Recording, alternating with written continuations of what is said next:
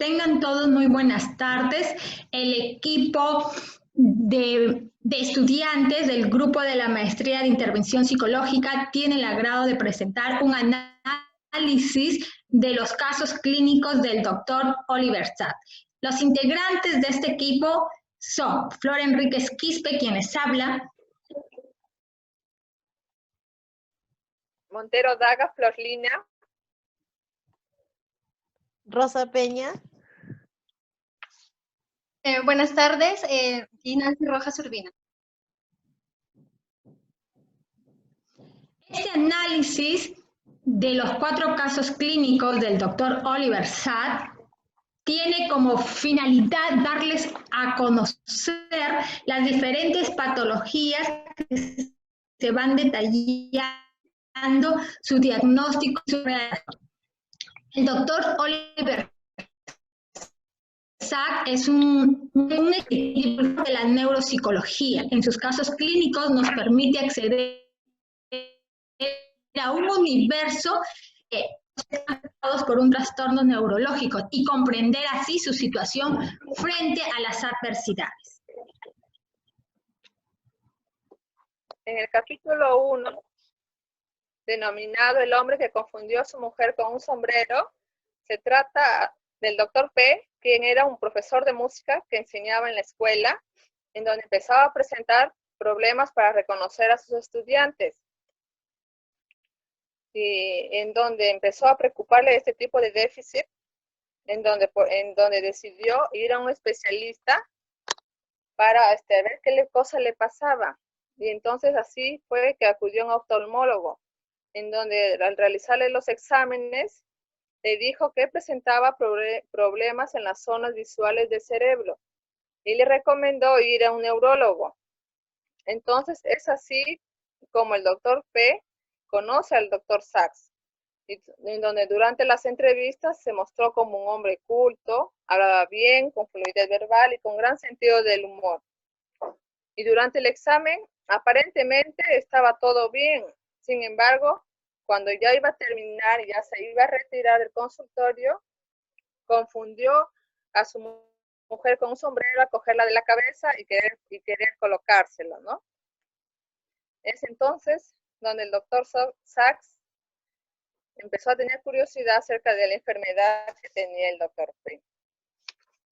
En una ocasión, cuando fue a entrevistar a su casa, antes de llegar a ella, compró una rosa en el camino. Y cuando llegó a su casa, el doctor P le dijo que le mencionara qué cosa es. Y obviamente el doctor P tenía problemas para reconocer qué cosa era y empezó a decirle pequeños detalles, ¿no? Como que era alargada, de color verde, tenía un buen olor, mas no le decía el concepto en su totalidad, ¿no? Durante la exploración de su casa, también el doctor Sachs cogió algunos retratos y le empezó a preguntar quiénes eran, y el doctor P no los podía reconocer, inclusive no fue capaz de reconocer ni siquiera su propia foto. El doctor P también, para realizar todas sus actividades, lo realizaba cantando, tarareando alguna u otra melodía.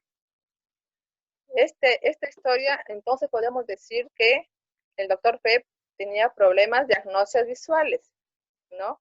En donde sus síndromes neuropsicológicos son que presentaban por un problema de agnosia visual, ya que no era capaz de reconocer objetos, ni podía ni siquiera reconocer sus propios rostros, y para identificarlos tenía que ver algún rasgo distintivo, algún detalle, para que pueda saber qué cosa es lo que era. ¿Y qué es agnosia visual? Entendemos que agnosia visual es un trastorno perceptivo adquirido por un daño cerebral en el que la persona es incapaz de reconocer a través de la vista estímulos que antes de la lesión sí podía identificar. Otra definición del trastorno que presentaba el doctor era que presentaba un tipo de agnosias aperceptivas, ya que este tipo de agnosias aperceptivas es la incapacidad para poder reconocer figuras, caras o objetos, y no son capaces de alcanzar una percepción completa. Y también presentaba un diagnóstico de prosopagnosia, ¿no? Que está definida como la perturbación del reconocimiento visual de caras, ¿no? ¿Y qué pruebas psicológicas se evaluarían en este tipo de casos? Tenemos al test de Barcelona para evaluar el reconocimiento visual, el test de André Rey para evaluar lo que es la organización perceptual y la memoria visual, el test de Benton para lo que es la retención, el WISE para evaluar el razonamiento perceptivo y el test de Bender para evaluar el área visomotora.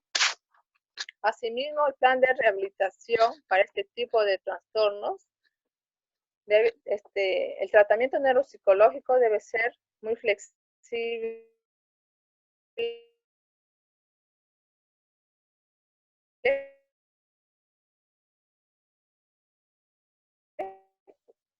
ya que se debe de adaptar a las características importantes para que sepan cuáles son los problemas y dificultades reales en la vida diaria. Y así, en base a eso, podríamos establecer los objetivos iniciales de la rehabilitación, hablándolos y valorándolos tanto al paciente como a la familia. También se pueden emplear técnicas cognitivo-conductuales, en donde se debe ver el abordaje integral teniendo en cuenta la emoción y la conducta. Además de ello, se puede realizar ejercicios de reconocimiento, localización y cancelación, psicoeducación familiar, incluir algunas técnicas de relajación, empezar utilizando técnicas de imaginación y ejercicios basados en las actividades diarias del paciente, siempre con una participación activa también de la familia y el entorno psicosocial, laboral o educativo según sea el caso presentado. Este es todo el análisis del primer capítulo 1.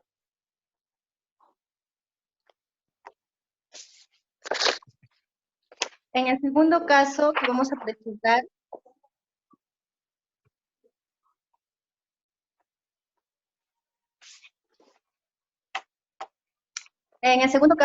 presentar, lleva por nombre La Dama Desencarnada. En este caso, Oliver Sacks nos habla de una mujer de 27 años de edad, es madre de 2 hijos pequeños. Ella llevaba un estilo de vida bastante activo porque era aficionada al hockey, entre otras cosas. Por lo general no solía enfermarse. Llevaba de nombre Cristina. Ella presentó un dolor abdominal y producto de ese dolor abdominal es que le descubren que tenía piedras en la vesícula. Entonces va al hospital y le sugieren extirparla. Entonces ella se interna en el hospital. 3 días antes de la intervención, ella tiene un sueño y en ese sueño ella había perdido la sensibilidad de todo el cuerpo. Entonces, a raíz de ese sueño es que llaman al psiquiatra y el psiquiatra menciona que ella presentaba un tipo de histeria del sueño.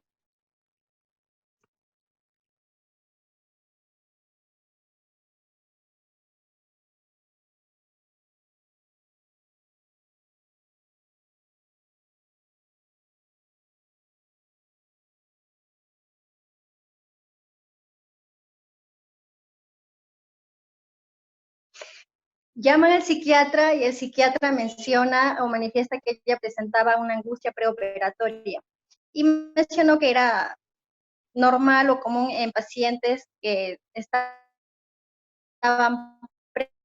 previos a recibir pasaban las horas y ese sueño se había hecho realidad en Cristina. Ella ya había perdido la sensibilidad total, no podía mover los brazos ni los pies, salvo que ella mirase hacia sus brazos o hacia sus pies. Entonces, nuevamente el psiquiatra mencionó que Cristina venía presentando histeria de angustia.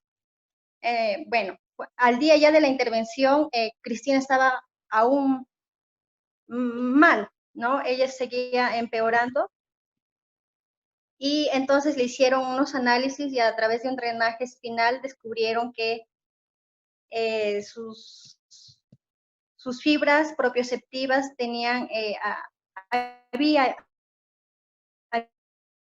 habido una lesión a nivel de las fibras propioceptivas, ¿no? A nivel del lóbulo parietal. Muy bien, entonces Cristina a raíz de eso comenzó a sentirse mal y mencionó la siguiente frase, no siento mi cuerpo, siento que estoy desencarnada. Entonces, ¿qué síndromes neuropsicológicos podemos presentar acá? Uno es el síndrome biparietal, donde los lóbulos parietales funcionaban, pero no tenían con qué funcionar. Y el otro síndrome es una polineuritis aguda, que es un tipo de polineuritis, en su caso era de tipo excepcional, puesto que era puramente sensorial, trayendo consigo un déficit de la propiocepción. Entonces, el diagnóstico, podemos determinar que Cristina presentó una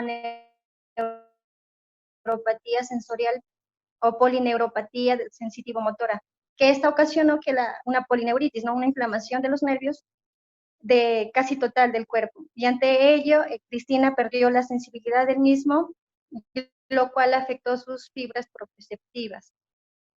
A nivel de la psicometría tenemos para aplicar lo que es el mini mental, el test de clasificación de cartas de Wisconsin, el test de Stroop y el Train-Malkin test, puesto que vamos a evaluar lo que es la atención y la función ejecutiva de planeación. Entonces, en el plan de rehabilitación tenemos la evaluación de los demás sentidos, tenemos que ver cómo están para ver si el paciente es capaz de asociar partes de su cuerpo con otros estímulos. También tenemos que hacer uso de herramientas exosomáticas, por ejemplo, al mover las manos, ponerle cascabeles, ¿no? Para que ella pueda asociar tanto la visión con el sonido que emite ese estímulo. Por ejemplo, también al caminar en los pies podemos ponerle un pito, ¿no? Para que ella no tenga tanto la necesidad de mirar a los pies para que los pueda movilizar. Y también tenemos que hacer entrevistas respecto a cómo está organizado el domicilio o el hogar donde ella vive, ¿no? Para que ella haga un reconocimiento y se le haga más fácil poder interactuar y caminar, ¿no? Dentro de la casa. Muy bien, entonces eso sería todo con respecto al caso número 2. Muchas gracias.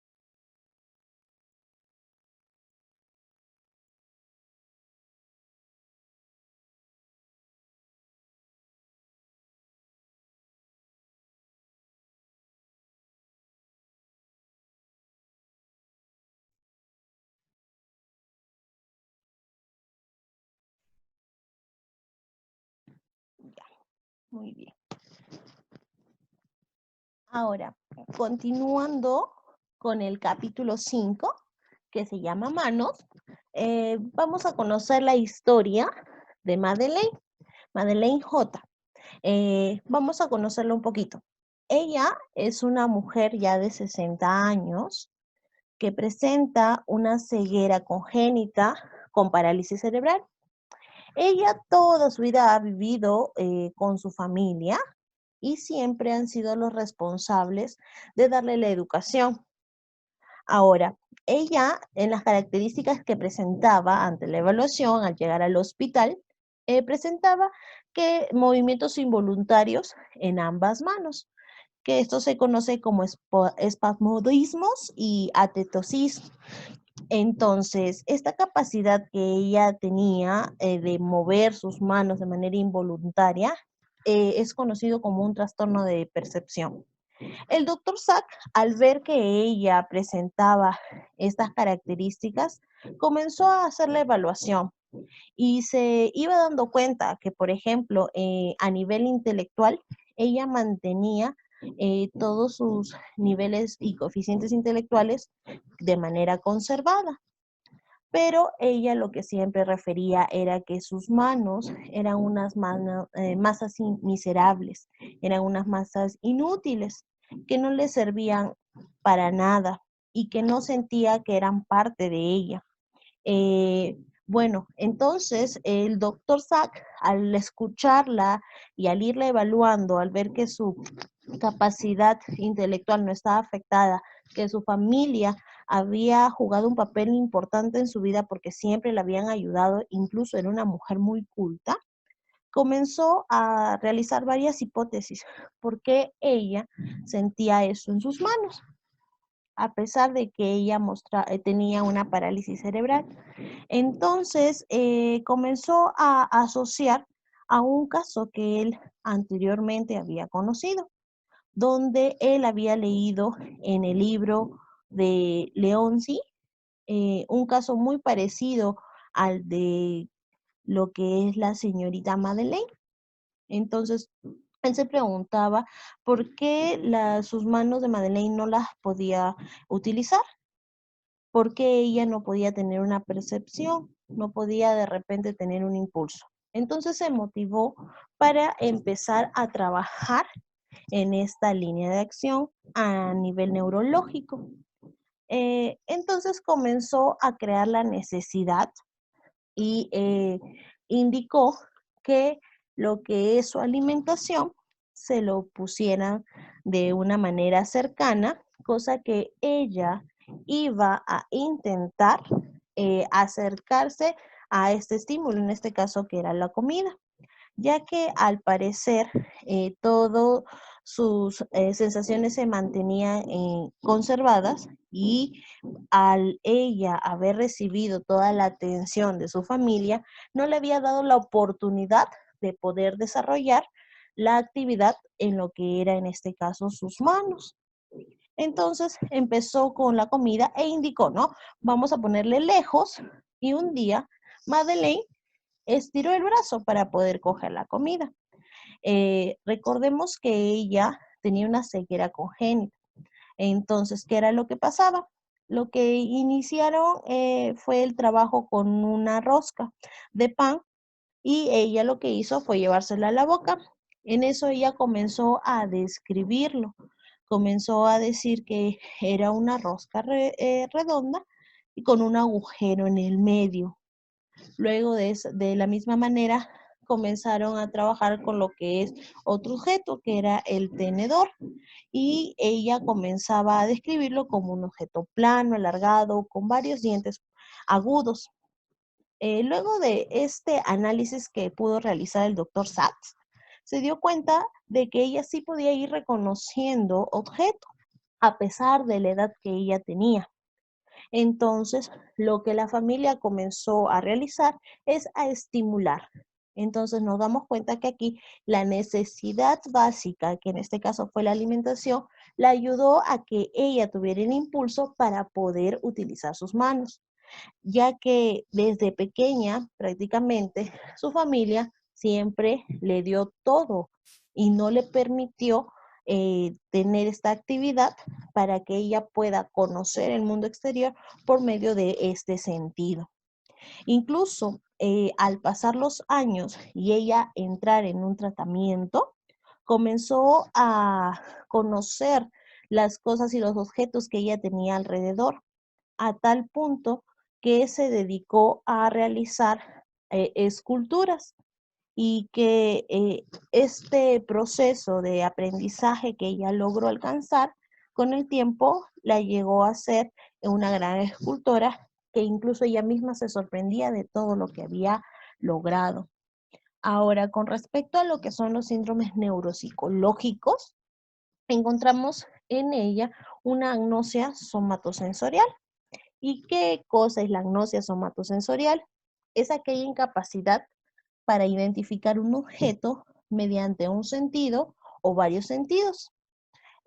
A menudo se pueden realizar varias pruebas. En este caso pueden involucrarse, ya que ella también presentaba una parálisis cerebral y una ceguera congénita, se pueden utilizar exámenes auxiliares como las radiografías o las imágenes cerebrales para poder identificar cuáles podrían haber sido los problemas que se han alterado para que ella no pueda desarrollar sus manos. Ahora, debemos de conocer de que existen diferentes tipos de agnosia. En este caso, la agnosia que nuestra integrante de lo que es esta historia es una agnosia somatosensitiva y que esto puede ser el resultado de una lesión en el lóbulo parietal. Varios pacientes tienen dificultades para poder identificar esos objetos, que es lo que la caracteriza a este diagnóstico.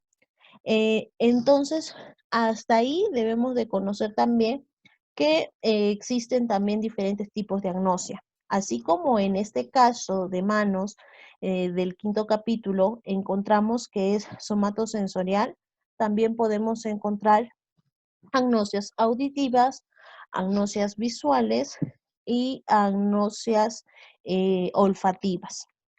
Entonces, vamos a conocer también un poquito sobre lo que sería lo que es el tema de la intervención o la rehabilitación. En este caso nos podemos dar cuenta que involucra un trabajo multidisciplinario que puede involucrarse también el trabajo de lo que es el terapeuta físico y lo que es el trabajo de la psicoterapia individual, ya que aquí le vamos a dar la oportunidad para que ella pueda conocer su cuerpo, valorarse y darse la oportunidad. Y con ello también el trabajo físico va a ayudar a que ella poco a poco pueda ir teniendo mejor sensación y percepción para que pueda involucrar conocimientos a pesar de la edad que tiene. Entonces, hasta ahí tenemos lo que es el capítulo 5 de lo que es el libro de Sack, del capítulo de manos.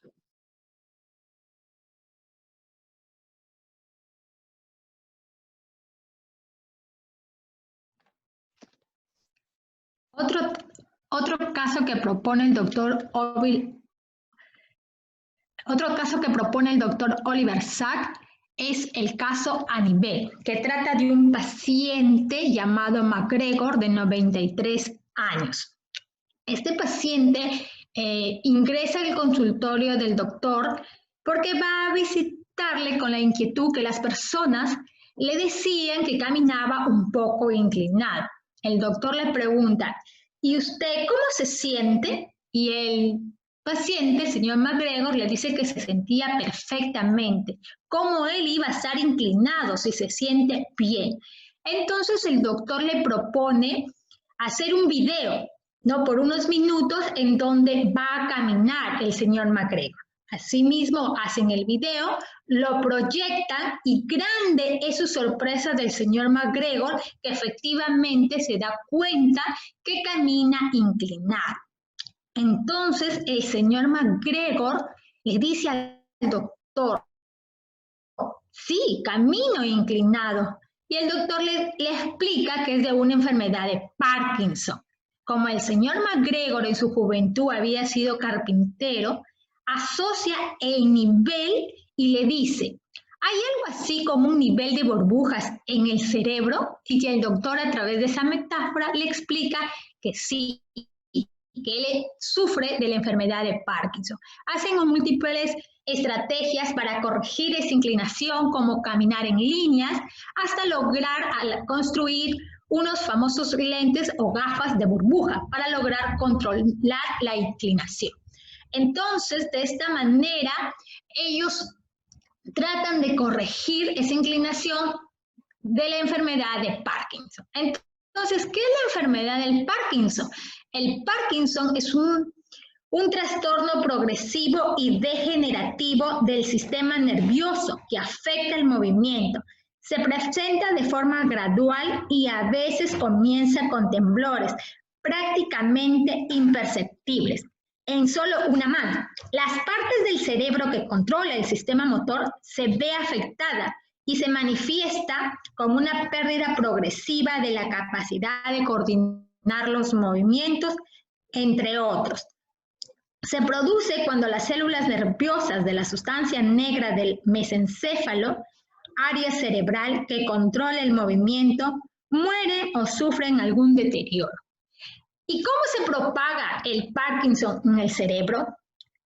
Se propaga de la siguiente manera. Primero, en el tronco del encéfalo, parte del sistema nervioso que se ve afectado en las primeras fases de la enfermedad cuando aún no producen síntomas.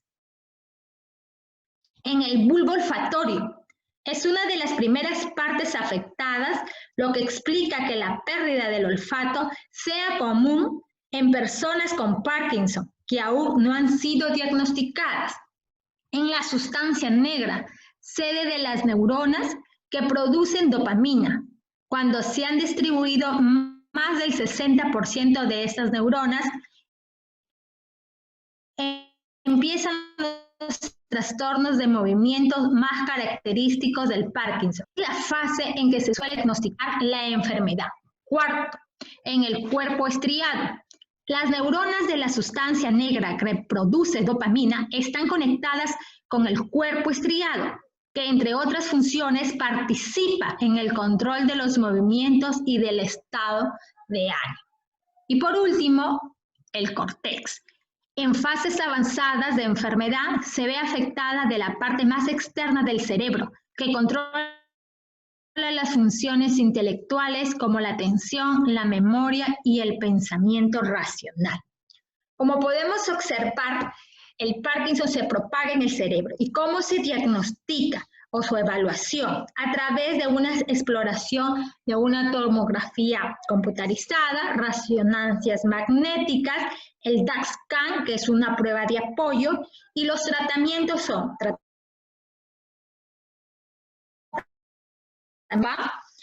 levodopa, agonista de la dopamina, y también a través de terapias psicológicas basadas en las necesidades físicas y emocionales que puedan surgir en los pacientes.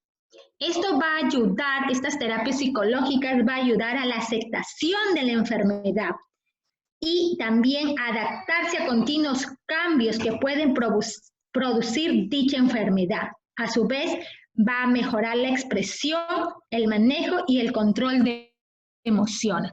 Para reforzar un poquito más, vamos a continuación a explicar de forma detallada en un mapa conceptual.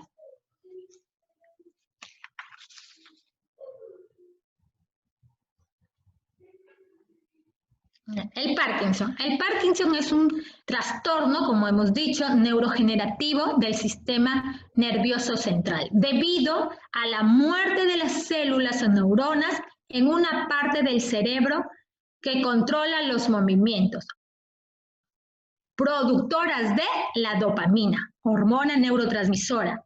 En esta enfermedad no funciona adecuadamente. Normalmente es la encargada de enviar señales que ayudan a coordinar los movimientos musculares. ¿Cómo entonces se va a diagnosticar esta enfermedad? A través de la anamnesis, sintomologías, valoración neuropsicológica, neuroimágenes como la resonancia magnética y las tomografías, ya que sabemos que el Parkinson va a afectar a la sustancia negra, al estriado, a la corteza cerebral, al sistema límbico y a la hipotálamo, cuyos síntomas están presentes en el temblor, que son los movimientos rítmicos de los miembros superiores e inferiores y la mandíbula, la inestabilidad de la postura, como el decaimiento de la postura y cabeza, la rigidez en el tronco y extremidades, la bradixignia, que es el movimiento lentos y voluntarios. En su tratamiento son farmacológicos, los cuales se dividen en tres grupos: los que incrementan el nivel de la dopamina, los antidepresivos, los que disminuyen la ansiedad, los neurotransmisores son los que alivian la sintomatología, los quirúrgicos, como es un trasplante o el estímulo del cerebro profundo. Aquí en la estimulación del cerebro profundo, aquí los cirujanos implantan unos electrodos en una parte específica del cerebro. Los electrodos están conectados a un generador implantado en el pecho del paciente, cerca de la clavícula, envían impulsos eléctricos al cerebro y pueden reducir los síntomas de la enfermedad. Y el terapéutico, como es el soporte nutricional, ya que las personas con Parkinson tenemos que ser cuidadosos en eso del soporte nutricional, porque tienden a sufrir disfagia, es decir, dificultad para tragar los alimentos. Aquí es muy importante los alimentos de proteínas, azúcares y grasas. Terapias de apoyo y la intervención psicológica para aceptar y convivir con la enfermedad y mejorar la calidad de vida. A través de estas intervenciones psicológicas va a ayudar a las personas con Parkinson a la aceptación de enfermedad, a la adaptación continua de los cambios producidos por dicha enfermedad, a mejorar su estado de ánimo y la expresión y manejo y control de emociones. Muchísimas gracias. Continuando con las conclusiones de los casos que hemos expuesto, vamos a tener de que en este libro, en el primer capítulo de pérdidas, enfatiza bastante lo que es la atención sobre los aspectos que inundan a la persona al parecer un problema patológico o neuropsicológico. En este trabajo también nosotros tenemos de que Sack desarrolla una filosofía práctica para la intervención terapéutica. Él siempre trata de abordar el valor de la narrativa del paciente y con esto va encaminando sus esfuerzos para que tanto el paciente y el mismo proceso se puedan dar de la mejor manera. Y esto a él lo llamó una autosanación. Él podía decirse que esta filosofía práctica se basaba en que reformulaba holísticamente profunda el proceso de mejoría en lo que era el paciente. Aunque lo que es la literatura sobre la narrativa en medicina trata sobre el asunto y lo que es la importancia de que el médico se incorpore en la narrativa del paciente. Entonces, eso es una de las partes filosóficas que él también vino a desarrollar dentro de lo que es el trabajo en sus intervenciones. Ahora, en lo que son los avances de las neurociencias, con el trabajo desarrollado podemos darnos cuenta que se ha ido mostrando el poder de predecir realmente las secuelas o aquellas posibilidades de recuperación que puede presentar un paciente o que se puede tener un paciente ante una lesión cerebral. Y cómo todo el proceso de conocer nos puede ayudar a que el paciente pueda tener una recuperación teniendo un enfoque holístico, ¿no? Que donde se pueda atender las circunstancias individuales de cada paciente, el contexto familiar, laboral, social. También nos está mostrando la capacidad del cerebro para salir adelante frente a las diferentes enfermedades que puede padecer el individuo, ¿no? Por más que sea de repente ya enfermedades que se han dado por años, como con el tiempo y el trabajo, en este caso psicológico, se puede integrar de tal manera que se pueden obtener buenos resultados. Y bueno, la última conclusión que tenemos es que la rehabilitación neurológica tiene un objetivo. ¿Y cuál es ese objetivo? Identificar las áreas que deben ser entrenadas, que deben ser estimuladas. Y para ello, el grupo de profesionales va a valorar los síntomas cuando el usuario llega a consulta, ¿no? Y va a especificar un tratamiento donde se le va a empezar a motivar y buscar un bienestar del paciente. Vamos a buscar también un tratamiento efectivo con las herramientas tecnológicas y diseñadas dependiendo cada desarrollo cognitivo que la persona pueda presentar, también dependiendo de la etapa de vida donde se encuentre. Aquí también tenemos lo que son algunas de las bibliografías utilizadas para poder realizar el trabajo. Para terminar, queremos compartir una de las frases de Oliver Sack, que en este caso es: solo hay una regla de oro. Uno debe de escuchar siempre al paciente. Recordemos que la escucha es muy importante para poder realizar las intervenciones y llegar pues a un tratamiento adecuado para ayudar a los usuarios o pacientes que podamos tener. Esperemos que este material sea de gran apoyo para todos ustedes, ya que nos va a permitir conocer intervenciones desde los diferentes diagnósticos que el día de hoy les hemos estado compartiendo. Entonces, eso sería todo hasta el momento y muchas gracias por su atención.